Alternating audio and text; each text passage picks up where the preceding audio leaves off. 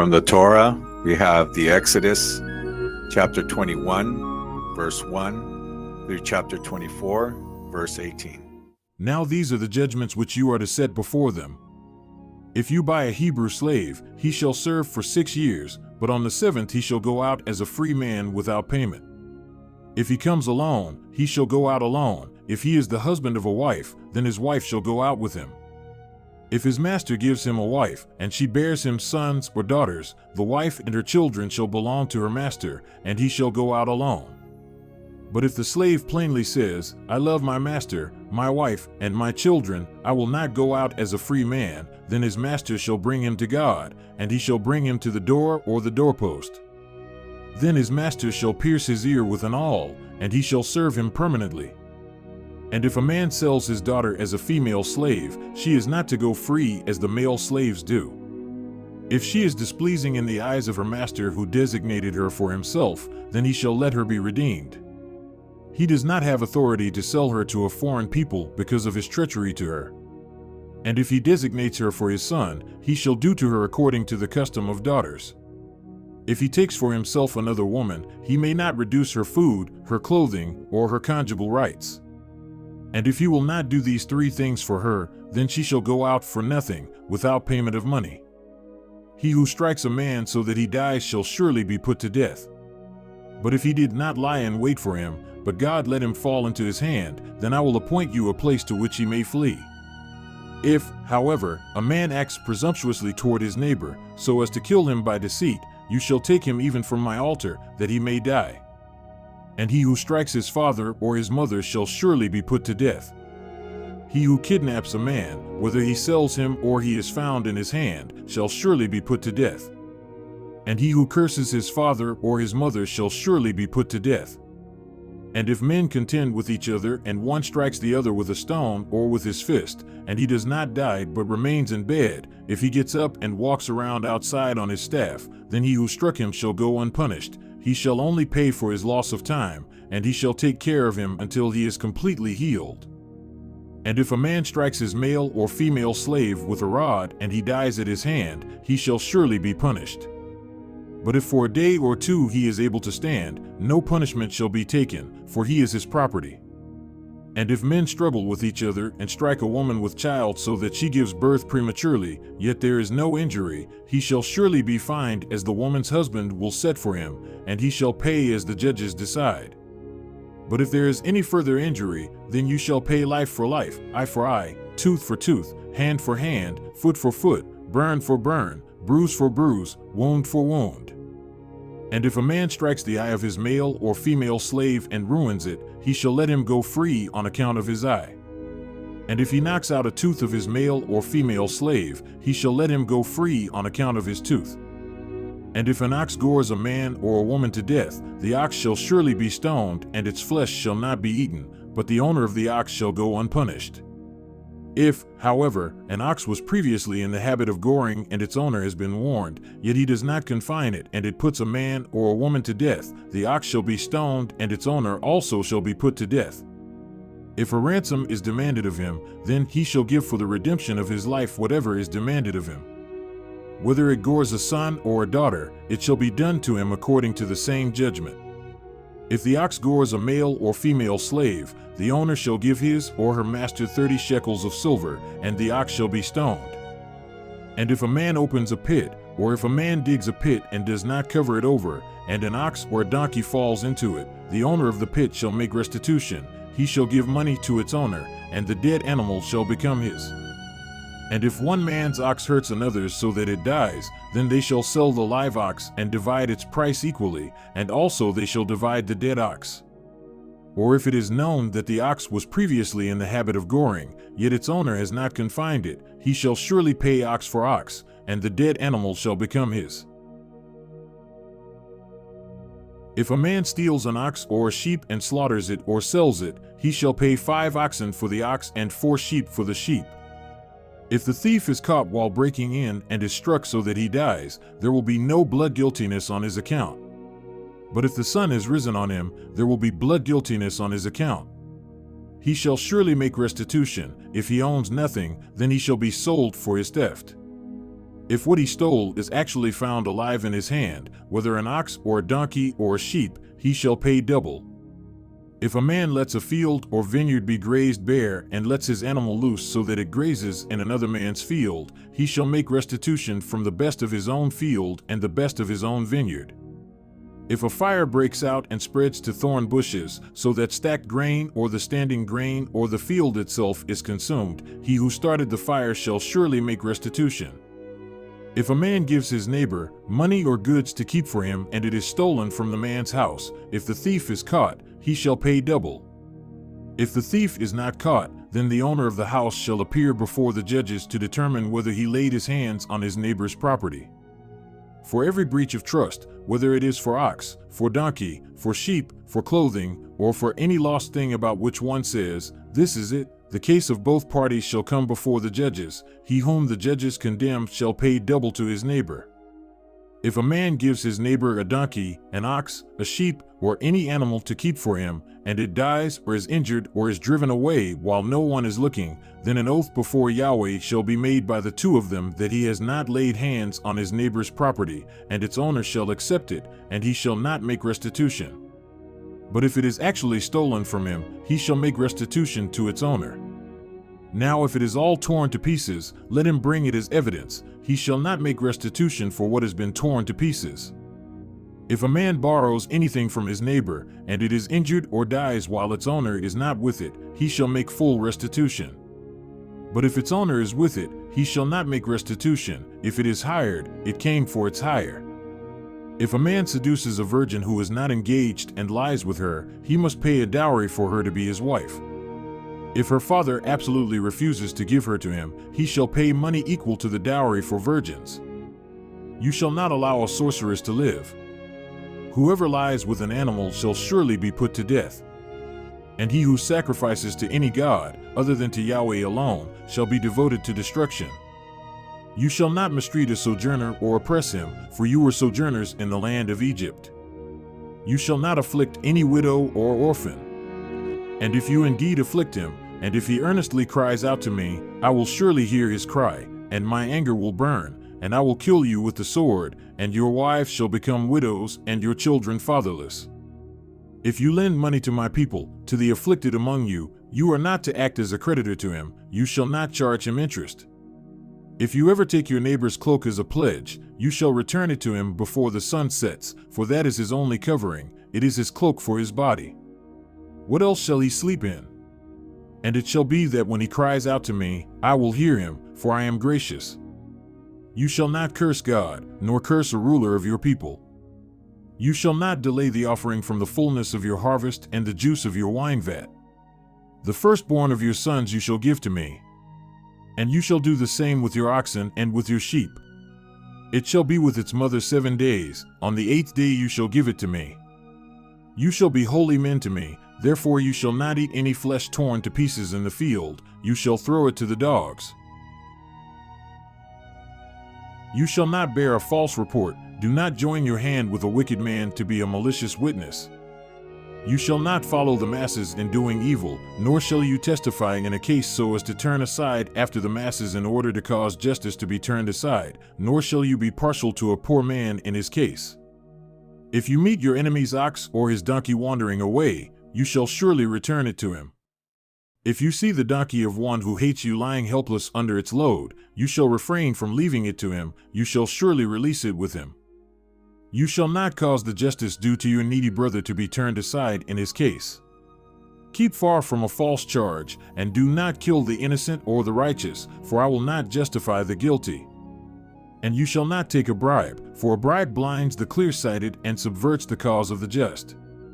And you shall not oppress a sojourner, since you yourselves know the soul of a sojourner, for you also were sojourners in the land of Egypt. Now you shall sow your land for 6 years and gather in its produce, but on the 7th year you shall let it rest and lie fallow, so that the needy of your people may eat, and whatever they leave the beast of the field may eat. Thus you shall do with your vineyard and your olive grove. 6 days you are to do your work, but on the 7th day you shall rest, so that your ox and your donkey may rest, and the son of your maidservant, as well as your sojourner, may refresh themselves. Now concerning everything which I have said to you, Beware, and do not mention the name of other gods, nor let them be heard from your mouth. 3 times a year you shall celebrate a feast to me. You shall keep the feast of unleavened bread. For 7 days you are to eat unleavened bread, as I commanded you, at the appointed time in the month Abib, for in it you came out of Egypt. And none shall appear before me empty-handed. Also you shall keep the feast of the harvest of the first fruits of your labors from what you sow in the field, also the feast of the ingathering at the end of the year, when you gather in the fruit of your labors from the field. 3 times a year all your males shall appear before the Lord Yahweh.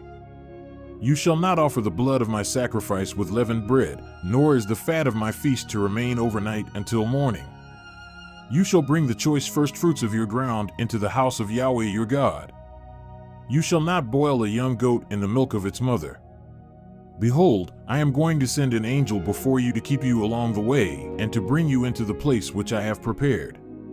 Keep watch of yourself before him and listen to his voice. Do not be rebellious toward him, for he will not pardon your transgression, since my name is in him. But if you truly listen to his voice and do all that I speak, then I will be an enemy to your enemies and an adversary to your adversaries. For my angel will go before you and bring you into the land of the Amorites, the Hittites, the Perizzites, the Canaanites, the Hivites, and the Jebusites, and I will annihilate them. You shall not worship their gods, you shall not serve them, and you shall not do according to their deeds, but you shall utterly pull them down and shatter their sacred pillars in pieces. But you shall serve Yahweh your God, and he will bless your bread and your water, and I will remove sickness from your midst. There shall be no one miscarrying or barren in your land. I will fulfill the number of your days. I will send my terror ahead of you and throw into confusion all the people among whom you come, and I will make all your enemies turn their backs to you. And I will send hornets ahead of you so that they will drive out the Hivites, the Canaanites, and the Hittites before you. I will not drive them out before you in a single year, lest the land become desolate and the beasts of the field become too numerous for you. I will drive them out before you little by little, until you become fruitful and take the land as an inheritance. And I will set your boundary from the Red Sea to the Sea of the Philistines, and from the wilderness to the river, for I will give the inhabitants of the land into your hand, and you will drive them out from before you. You shall cut no covenant with them or with their gods. They shall not live in your land, lest they make you sin against me, for if you serve their gods, it will surely be a snare to you. Then he said to Moses, Come up to Yahweh, you and Aaron, Nadab and Abihu and 70 of the elders of Israel, and you all shall worship at a distance. Moses alone, however, shall come near to Yahweh, but they shall not come near, and the people shall not come up with him. Then Moses came and recounted to the people all the words of Yahweh and all the judgments, and all the people answered with one voice and said, All the words which Yahweh has spoken we will do. And Moses wrote down all the words of Yahweh. Then he arose early in the morning and built an altar at the foot of the mountain with 12 pillars for the 12 tribes of Israel. And he sent young men of the sons of Israel, and they offered burnt offerings and sacrificed young bulls as peace offerings to Yahweh. And Moses took half of the blood and put it in basins, and the other half of the blood he sprinkled on the altar. Then he took the book of the covenant and read it in the hearing of the people, and they said, All that Yahweh has spoken we will do, and we will be obedient. So Moses took the blood and sprinkled it on the people and said, Behold the blood of the covenant, which Yahweh has cut with you in accordance with all these words. Then Moses went up with Aaron, Nadab and Abihu, and 70 of the elders of Israel, and they saw the God of Israel, and under his feet there appeared to be a pavement of sapphire, as clear as the sky itself. Yet he did not stretch out his hand against the nobles of the sons of Israel, and they beheld God, and they ate and drank. Now Yahweh said to Moses, Come up to me on the mountain and remain there, and I will give you the stone tablets with the law and the commandment which I have written for their instruction. So Moses arose with Joshua his attendant, and Moses went up to the mountain of God. But to the elders he said, Remain here for us until we return to you. And behold, Aaron and Hur are with you. Whoever has a legal matter, let him approach them. Then Moses went up to the mountain, and the cloud covered the mountain. And the glory of Yahweh dwelt on Mount Sinai, And the cloud covered it for 6 days, and on the 7th day he called to Moses from the midst of the cloud. And the appearance of the glory of Yahweh was like a consuming fire on the mountaintop, in the eyes of the sons of Israel. Then Moses entered the midst of the cloud as he went up to the mountain, and Moses was on the mountain 40 days and 40 nights. From the Haftorah portion, we have the prophet Jeremiah, chapter 34, verse 8 through 22, and chapter 33, 25 and 26. The word which came to Jeremiah from Yahweh, after King Zedekiah had cut a covenant with all the people who were in Jerusalem to proclaim release to them, that each man should let his male slave go free, and each man his female slave, a Hebrew man or a Hebrew woman, so that no one should enslave them, each being a Jew, his brother. And all the officials and all the people obeyed, who had entered into the covenant, that each man shall let his male slave go free, and each man his female slave, so that no one should enslave them any longer. They obeyed and let them go free. But afterwards they turned around and returned to themselves the male slaves and the female slaves, whom they had let go as free, and subdued them to be male slaves and female slaves. Then the word of Yahweh came to Jeremiah from Yahweh, saying, Thus says Yahweh, the God of Israel, I cut a covenant with your fathers in the day that I brought them out of the land of Egypt, from the house of slavery, saying, At the end of 7 years each of you shall let his Hebrew brother go, who has been sold to you, and has served you 6 years. And you shall let him go to be free from you. But your fathers did not obey me, or incline their ear to me.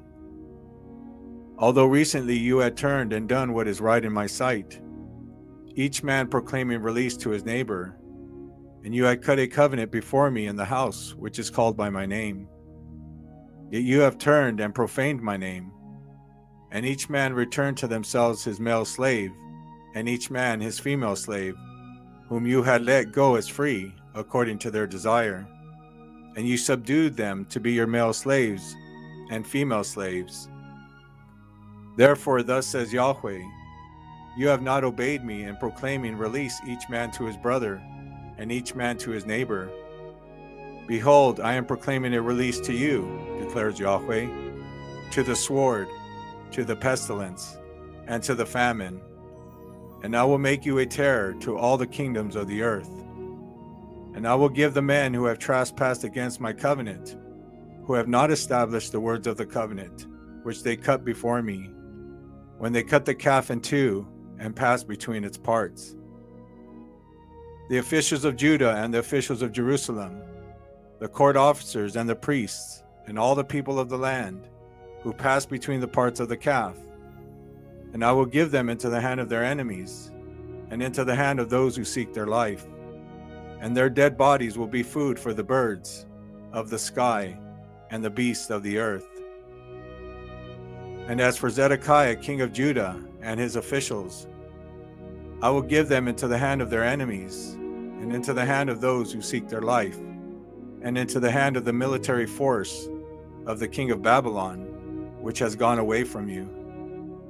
Behold, I'm going to command, declares Yahweh, and I will cause them to return to this city, and they will fight against it, and capture it, and burn it with fire.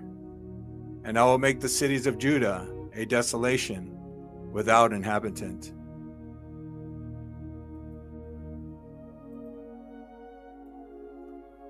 Thus says Yahweh, if my covenant for day and night stand not, and the statutes for heaven and earth I have not established, then I would reject the seed of Jacob and David my servant, not taking from his seed rulers over the seed of Abraham, Isaac, and Jacob, but I will return their fortunes and will have compassion on them.